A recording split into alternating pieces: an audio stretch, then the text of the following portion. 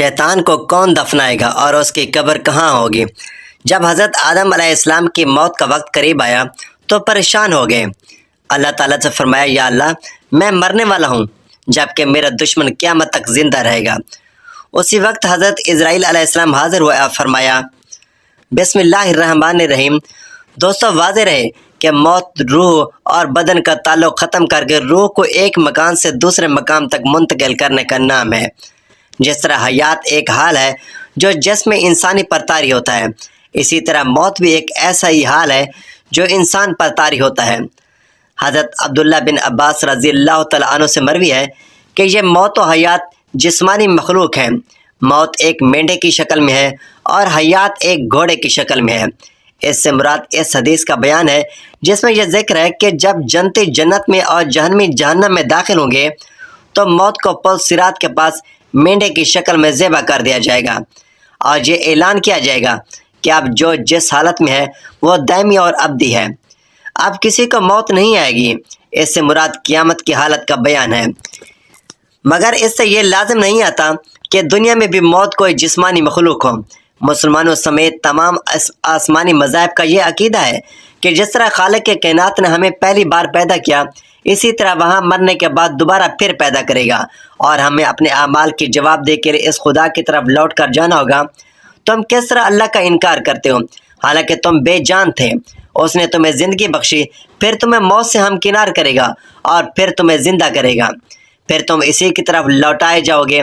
سب انسان اپنی اپنی باری پر اس کرۂ ارض پر آتے ہیں اور اپنی زمینی زندگی پوری ہونے پر واپس عالم ارواح کی طرف لوٹ جاتے ہیں۔ عالم ارواح بنیادی طور پر دو حصوں پر مشتمل ہے۔ نمبر ایک حصے میں وہ ارواح رہتے ہیں جو ابھی دنیا میں نہیں آئی اور وہ جسمانی زندگی کے لیے اپنی باری کا انتظار کر رہی ہیں۔ نمبر دو، دوسرے حصے میں اپنی جسمانی زندگی گزار کر واپس جانے والی ارواح رہتی ہیں۔ اس کے مزید دو حصے ہیں۔ نمبر ایک علیین، اس میں مومنین کی ارواح رہتی ہیں۔ نمبر دو سجین، اس میں کفار، مشرکین اور منافقین کی ارواح رہتی ہیں۔ انسان جسم اور روح کا مجموعہ ہے۔ انسان اس وقت تک زندہ رہتا ہے جب تک اس کے جسم میں روح موجود رہتی ہے، اور جب موت کا فرشتہ انسان کی روح اس کے جسم سے نکال کر عالم ارواح میں واپس لے جاتا ہے تو انسان مر جاتا ہے، اس کا جسم ایسا ایسا خراب ہونا شروع ہو جاتا ہے۔ مسلمانوں کو حکم ہے کہ جلد از جلد میت کو غسل دے کر کفن پہنا کر نماز جنازہ پڑھیں اور اسے زمین میں دفن کر دیں۔ موت ہماری زندگی کی سب سے بڑی حقیقت ہے۔ ہزاروں سال سے لوگ اس زمینی دنیا میں پیدا ہو رہے ہیں اور اپنی زندگی کی طے شدہ عمر پوری کرنے کے بعد واپس چلے جاتے ہیں۔ کوئی 50-60 سال تک جیتا تو کوئی 100 سال سے بھی زیادہ زندہ رہتا ہے۔ بالآخر سب کو ایک نہ ایک دن مرنا ہے اور اپنے رب کے حضور حاضر ہو کر ان آزمائشوں کے لیے جواب دہ ہونا ہوگا جن سے وہ زندگی میں گزرتے رہے ہیں۔ ہر جان کو موت کا مزہ چکھنا ہے اور ہم تمہیں برائی اور بھلائی میں آزمائش کے لیے مبتلا کرتے ہیں اور تم ہماری ہی طرف پلٹائے جاؤ گے۔ ہمارے ساتھ صرف ہمارے نیک و بد اعمال جائیں گے۔ یہ زمینی دنیا کے ایک امتحان گاہ ہے اور ہمارے ساتھ صرف امتحان کا نتیجہ ہی جائے گا، باقی سب کچھ یہیں رہ جائے گا۔ خواہ ہم ہزاروں سال زندہ رہیں، پھر بھی ایک دن ہمیں مرنا ہی ہوگا، اور اس زندگی کے خاتمے کے بعد ہمارا مال و دولت ہمارے کسی کام نہ آ سکے گا۔ یہ سب جاننے کے باوجود ہم نفرتوں، قدورتوں، حسد اور بغض سے باز کیوں نہیں آ جاتے؟ چند روز کی زندگی پیار، محبت، اخلاص، احساس، خلوص اور ہمدردی کے ساتھ کیوں نہیں گزارتے؟ آپ انہیں یقیناً سب لوگوں سے زیادہ جینے کی ہوس میں مبتلا پائیں گے، اور یہاں تک کہ مشرکوں سے بھی زیادہ۔ ان میں سے ہر ایک چاہتا ہے کہ کاش اسے 1000 برس کی عمر مل جائے۔ اگر اسے اتنی طویل عمر مل بھی جائے تو وہ بھی اسے عذاب سے بچانے والی نہیں ہو سکتی، اور اللہ ان کے اعمال کو خوب دیکھ رہا ہے۔ ہماری یہ دنیاوی زندگی پنجرے میں قید پرندے کی سی زندگی ہے۔ اس دنیاوی زندگی کی قید سے آزادی کے بعد انسان کو مادی کائنات کی بندشیں روک نہیں پاتی، اور وہ اپنے نیک اعمال کی بدولت ایسی آزادی پا لیتا ہے کہ وہ آسمانوں کی وسعتوں میں اڑتا پھرتا ہے۔ موت زندگی کا دوام ہے۔ موت ہمیں حقیقی زندگی تک پہنچانے کا ذریعہ ہے۔ موت ہمیشہ قائم رہنے والی نعمتوں کا دروازہ ہے، حالانکہ آخرت کی زندگی بہتر ہے اور وہ ہمیشہ باقی رہنے والی ہے۔ موت دنیاوی پابندیوں سے آزادی کا ذریعہ ہے۔ موت خالق کائنات اور اس کے محبوب نبی اکرم صلی اللہ علیہ وسلم سے ملاقات کا ذریعہ ہے۔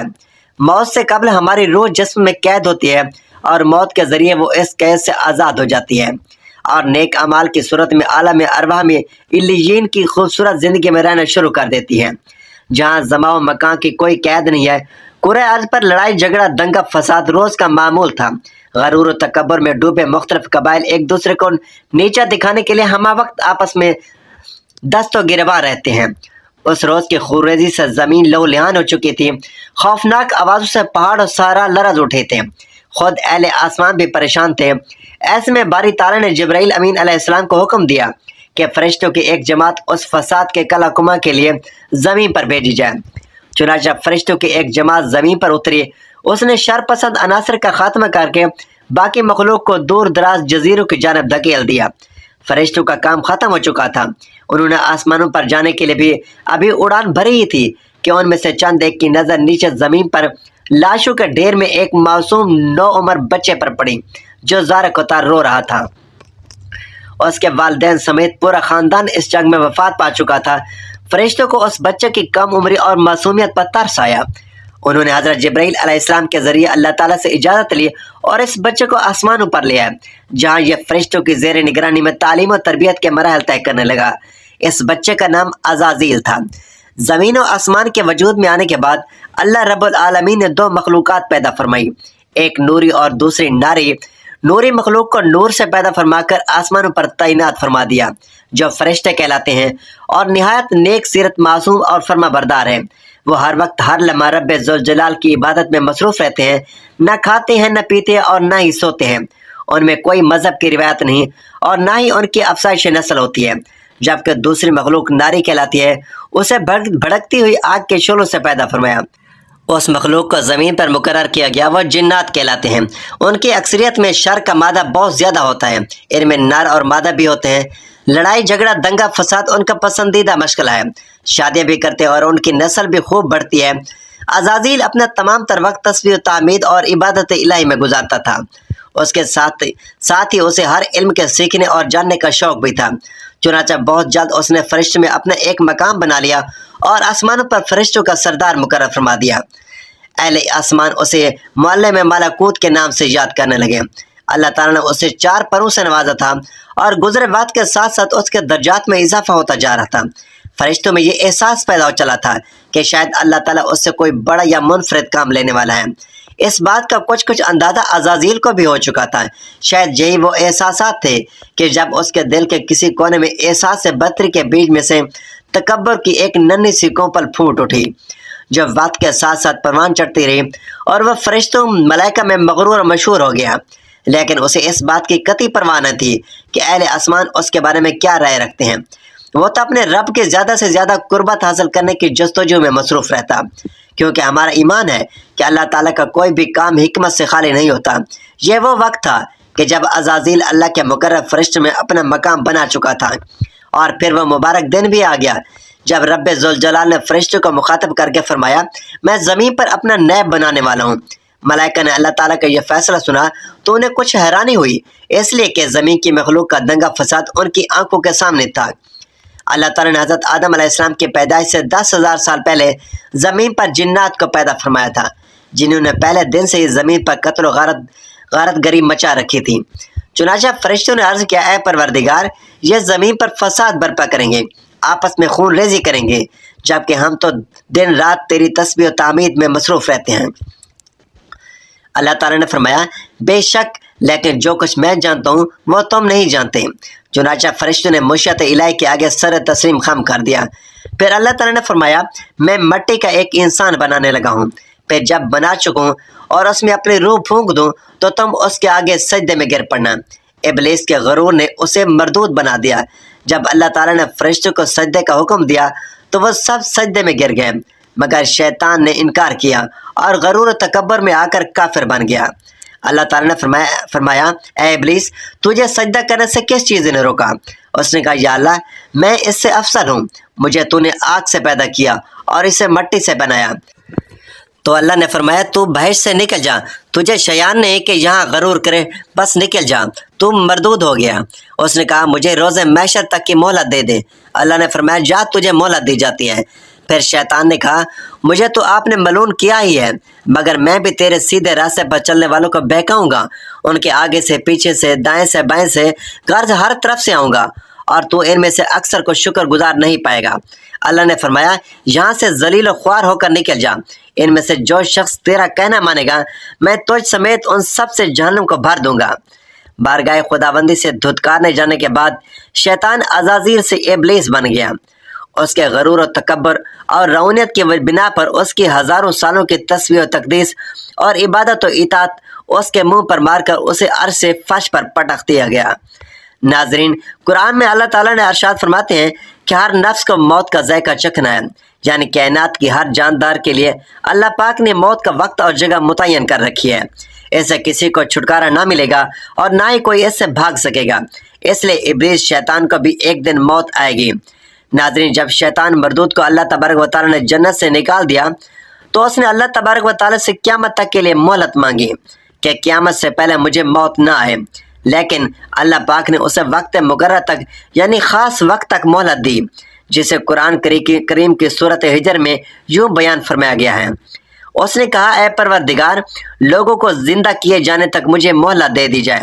اللہ تبارک و تعالیٰ نے ارشاد فرمایا تجھے مہلت دی جاتی ہے وقت مقرر تک کے لیے۔ ناظرین گرامی، وقت مقرر کو مفسرین نے اس وقت تک کے لیے لکھا ہے جب حضرت اسرافیل علیہ السلام پہلی دفعہ سور پھونکیں گے۔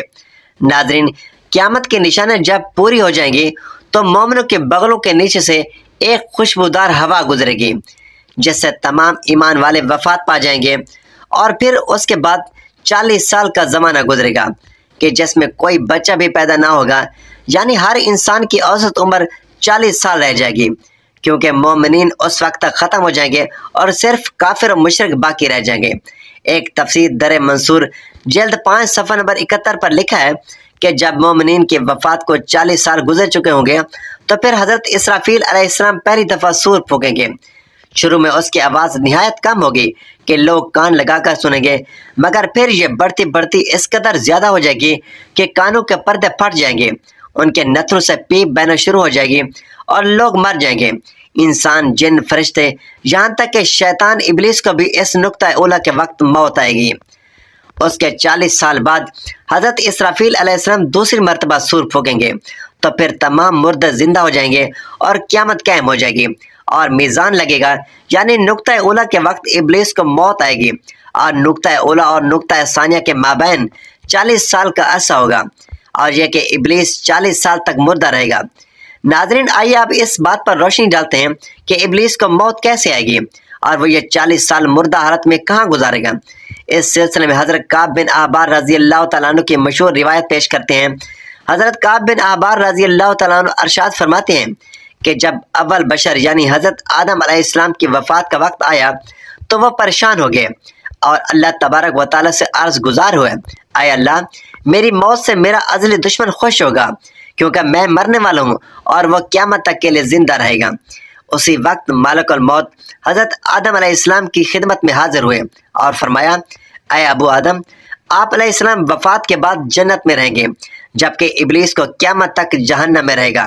پھر قیامت سے 40 سال پہلے اس کو ایسی موت آئے گی کہ وہ پوری دنیا کے انسانوں جتنی موت کی تکلیف برداشت کرے گا، اور پھر وہ جہنم ہی اس کا ٹھکانہ ہوگا۔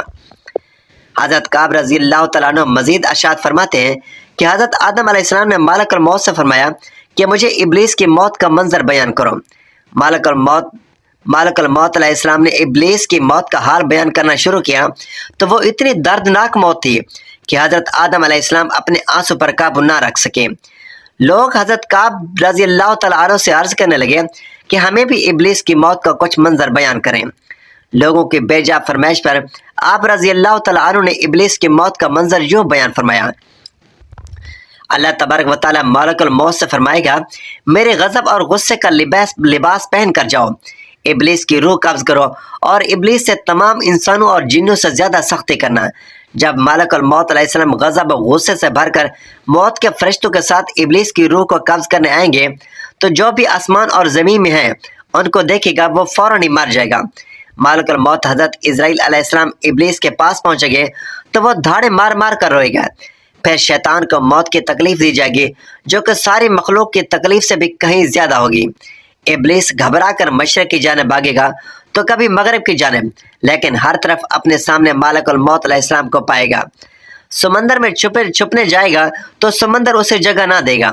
आसमान की तरफ भागेगा तो वह मुकर्रब फरिश्ते उसको आग के कोड़े मारेंगे। हजरत आदम अलैहिस्सलाम के कब्र के पास जाकर खड़ा होकर कहेगा, ऐ आदम, तुम्हारी वजह से मैं मलून और मरदूद बना, काश के तुम पैदा ही ना होते। फिर मालिकुल मौत अलैहिस्सलाम से कहेगा कि कितनी सख्ती और तकलीफ के साथ मेरी रूह निकालोगे। मालिकुल मौत फरमाएंगे, जितने लोग जहन्नम में हैं उन सब की मौत से कहीं ज्यादा तकलीफ और सख्ती के साथ। यह सुनकर शैतान तड़पने लगेगा और चीखता चिल्लाता इधर उधर भागने लगेगा और उसी जगह पहुंच जाएगा जहां उसने जन्नत से निकलने के बाद पहला कदम रखा था। वह जगह आग के अंगारे की तरह सुर्ख होगी, जमीन सिंगाड़े की तरह हो जाएगी और जुबानिया फरिश्ते उसको घेर लेंगे और जंबूरों और आरों से उसको चीरेंगे जब तक अल्लाह तबारक व तआला चाहेंगे।